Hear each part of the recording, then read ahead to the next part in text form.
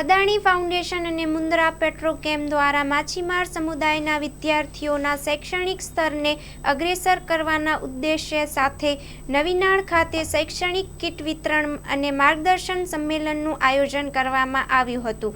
આ કાર્યક્રમમાં નવીનાળ, જરપરા, ત્રગડી અને મોઢવા ગામના માછીમાર સમુદાયના 75થી વધુ વિદ્યાર્થીઓ અને તેમના વાલીઓ ઉત્સાહપૂર્વક ભાગ લીધો હતો.